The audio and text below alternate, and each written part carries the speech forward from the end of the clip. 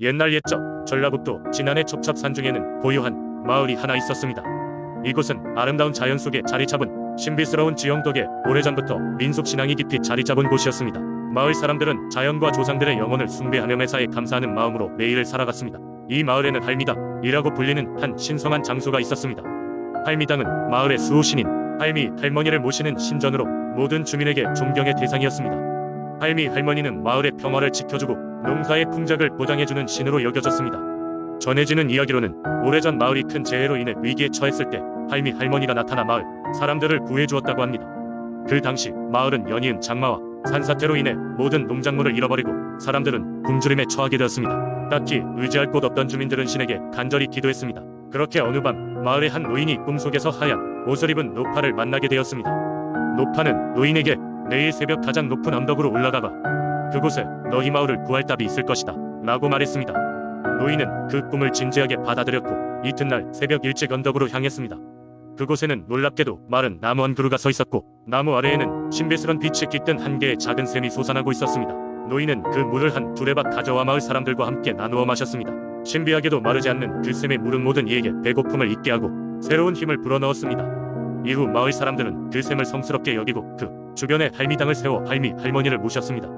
매년 봄이 되면 마을 사람들은 할미당에 모여 제사를 올리며 할미 할머니의 은혜에 감사드렸습니다. 할미당은 마을 사람들의 마음의 안식처가 되어 매년 풍작과 평화를 기원하는 중요한 장소가 되었습니다. 세월이 흐르고 마을에는 여러 변화가 있었지만 할미당과 할미 할머니에 대한 믿음은 변함없이 이어졌습니다. 할미당의 제사는 마을 공동체를 결속시키는 중요한 행사로 자리잡아 할미 할머니의 보호 아래 마을 사람들은 행복하게 살아갈 수 있었습니다. 이렇게 할미당의 이야기는 오늘날까지도 지난 사람들에게 전해 내려오며 마을의 전통과 유산을 지키는 중요한 민속신앙으로 남아있습니다. 두 번째 이야기, 아득한 옛날 경상북도 영주에는 청량산이라는 웅장한 산이 있었다. 이 산은 하늘까지 닿을 듯 높게 솟아있으며 그 울창한 숲과 맑은 계곡은 마치 천상의 정원을 방불케 했다. 그러나 이 산의 깊은 곳에는 사람들에게 알려지지 않은 비밀이 숨겨져 있었다. 영주의 사람들은 농사와 목축을 주된 생업으로 삼고 있었는데 매년 여름에는 강한 비바람이 불어닥쳐 그들이 애써 가꾼 작물을 망치곤 했다. 사람들은 자연재해로부터 보호받고 싶었지만 그 방법을 알지 못했다. 대신 그들은 산신에게 기도를 드리며 도움을 요청했다. 어느 날 나이가 지긋한 한 농부가 시름에 젖어 청량산 계곡을 거닐고 있었다. 그는 마을의 가장 지혜로운 지도자로 알려져 있었고 고된 시기에 사람들에게 희망을 주는 역할을 해왔었다. 그런데 올해는 너무나 많은 피해가 발생하여 그의 마음도 답답하기만 했다. 농부는 무심코 계곡의 중심으로 발걸음을 옮겼고 그곳에서 놀라운 광경을 목격했다. 갑자기 하늘이 어두워지더니 눈부신 청룡이 구름 사이에서 나타났다. 청룡은 우레와 같은 목소리로 농부에게 말했다. 오랜 세월 동안 나는 이 산을 지켜왔도다. 이제 너희의 염원이 들렸으니 나는 영주의 수호자가 되어 비바람을 잠재우리라. 그러나 그 대가로 내가 필요할 때마다 너희의 진실된 마음을 보여야 하느니라. 농부는 이 영험한 존재 앞에서 겸손히 머리를 숙였다. 그는 마을로 돌아와 그날의 일을 사람들에게 이야기했고 모두가 감격했다. 그 후로 영주의 농부들은 청룡에게 감사의 제물을 올리며 계곡에서 큰 축제를 열었다. 청룡의 약속대로 마을에는 비바람이 줄어들었고 풍작이 이어졌다. 하지만 그 약속은 마을 사람들에게 책임이 따르는 것이었다. 청룡은 사람들의 마음속에 있는 진실한 감정과 순수한 마음만을 인식하였기에 그들의 행동을 주의 깊게 지켜보았다. 시간이 지나며 열심히 살아가던 주민들은 청룡에게 더욱 신뢰를 보냈고 영주는 번영의 길을 걸어가게 됐다. 그러나 몇 년 후 마을에는 불화가 생겼다. 몇몇 주민들이 이기적으로 변해 서로를 미워하기 시작하면서 그들의 마음은 혼탁해졌다. 그 순간 청룡은 무겁게 등장하며 경고를 주었다. 너희가 마음의 어둠에 잠식당한다면 나 또한 너희를 도울 수 없겠도다. 마을 주민들은 두려움을 느끼며 자신들의 잘못을 깨달았다.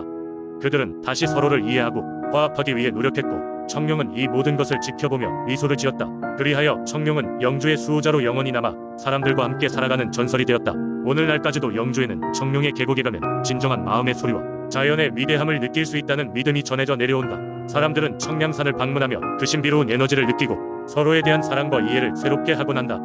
세 번째 이야기, 옛날 옛적 춘천은 비옥하고 넓은 들판과 맑고 푸른 호수로 유명한 고장이었습니다. 이곳에는 예로부터 전해 내려오는 신비로운 민속신앙이 있었으니 그것은 바로 호수를 지키는 수호신에 대한 이야기입니다. 춘천의 한가운데 위치한 소양호는 예로부터 누구나 두려워하면서도 존경했던 존재였습니다. 마을 사람들은 호수의 깊은 곳에 신비로운 존재가 살고 있다고 믿었죠. 전설에 따르면 수백 년 전 춘천이 아직 작은 마을에 불과했을 때 소양호에는 사나운 폭풍과 끔찍한 가뭄이 자주 휩쓸고 지나갔습니다. 사람들은 매년 이 자연재해로 인해 고통을 겪어야 했고 농사일은 항상 실패로 돌아가곤 했죠. 마을의 원로들은 회의를 거듭했지만 뾰족한 해결책은 찾을 수 없었습니다. 그러던 중 마을 대대로 전해 내려오는 예언이 떠오르기 시작했습니다. 호수의 신에게 제사를 올려라. 그리하면 호수는 평온을 되찾으리라. 그러나 누구도 호수 신에게 어떻게 제사를 드려야 할지 알지 못했습니다. 그렇게 오랜 시간 동안 방법을 찾지 못하고 방황하던 중 어느 날 꿈을 꾸고 깨어난 한 젊은 농부가 조용히 마을 어르신들을 찾아갔습니다. 그는 보화라는 이름의 그 농부였는데 꿈속에서 할아버지께서 호수 가장자리로 가서 하얀 꽃과 푸른 돌을 바치라고 하셨다고 말했습니다. 마을 어르신들은 그 젊은 농부의 용기를 칭찬하며 그 말에 따라붙기로 했습니다. 다음 날 보화는 마을 사람들과 함께 소양호로 갔습니다. 그들은 보화가 말한 대로 하얀 꽃과 푸른 돌을 찾았고 호수의 가장자리에서 이들을 공손히 바쳤습니다. 생전 처음으로 진행된 이 제사에서 마을 사람들은 간절한 마음을 다해 기도를 올렸습니다. 소양호의 신이시여, 우리의 간절한 마음을 받아주십시오. 마을을 보호해주시고 농사가 무사히 이루어지게 해주십시오. 기적처럼 제사가 끝난 직후부터 춘천의 하늘은 맑아졌습니다. 사나웠던 폭풍은 이내 멈추었고 가뭄 또한 차츰 사라졌습니다. 마을 사람들은 이를 기적이라고 믿었고 그때부터 매년 봄과 가을마다 서양호의 신께 제사를 지냈습니다. 그들에게 있어서 이 제사는 단순한 의식이 아니었습니다. 그들은 호수 신이 마을을 보호하고 있다는 굳건한 믿음을 가졌고 이로 인해 춘천은 점차 평화롭고 번영하는 땅이 되어갔습니다. 이 이야기는 오늘날에도 여전히 춘천 사람들에게 전해지고 있으며 소양호는 그들의 마음속에서 항상 특별한 의미를 지니고 있습니다. 사람들은 이곳을 방문할 때마다 호수를 한 번씩 살펴보며 조용히 기도를 올립니다. 호수의 수호신이시여, 늘 우리와 함께 하소서. 춘천의 전설은 이렇게 사람들의 흥미와 공감을 불러일으키며 오늘날에도 호수와 함께 계속해서 살아 숨쉬고 있습니다. 네 번째 이야기, 옛날 옛적 경기도 양평의 아름다운 산과 호수가 어우러진 작은 마을에는 특별한 전설이 전해 내려오고 있었다. 이곳 사람들은 오랜 세월 동안 호수를 수호해준다는 호수의 수호신에게 감사하는 마음을 바치며 살아왔다. 마을 사람들이 믿기에 이 수호신은 1년에 한 번 호수 가장 깊은 곳에서 나와 자연을 살피고 마을의 평화와 풍년을 축복해준다고 했다. 이 마을과 자연의 조화로운 삶은 오랫동안 마을 사람들 사이에서 전설과 같은 이야기를 만들어냈다. 그 중에서도 특히 유명한 이야기가 있었으니 바로 호수의 달빛 축제였다. 이 축제는 봄이 끝나가고 여름이 시작되는 달빛이 가장 환한 밤에 열렸다. 마을 사람들은 호수 주변에 모여 음식을 나누고 춤을 추며 물 위에 띄운 작은 배의 촛불을 켜 수호신에게 바쳤다. 하지만 어느 해 예상치 못한 가뭄이 찾아왔다. 농작물은 시들고 호수의 물은 점점 줄어들었으며 마을 사람들은 고통스러운 나날을 보냈다. 아무리 기다려도 비는 내리지 않았고 사람들은 불안과 걱정에 휩싸였다. 마을의 장로들은 긴 회의를 거쳐 결정을 내렸다. 이번 달빛 축제를 더욱 성대하게 치러 수호신의 은혜를 구하는 것이었다. 전통을 중시하는 장로들은 마을 청년들에게 특별한 임무를 주었다. 그것은 수호신에게 바칠 특별한 제물을 준비하는 것이었다. 청년들은 밤낮을 가리지 않고 일했으며 마을의 할머니들은 그들에게 수호신의 이야기를 들려주며 응원했다. 드디어 축제의 밤이 다가왔고 호수 주변은 아름다운 등불로 휘황찬란하게 꾸며졌다.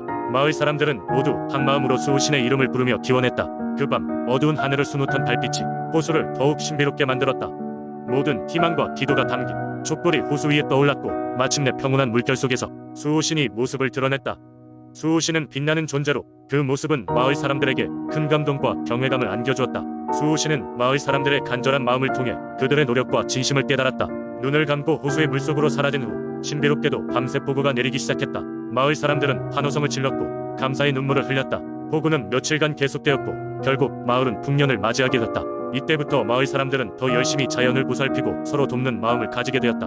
호수의 수호신 전설은 이후로도 양평 마을 사람들 사이에서 언제나 전해 내려왔고 언제나 마을의 중심에 자리 잡으며 사람들에게 사랑과 희망을 전해주었다.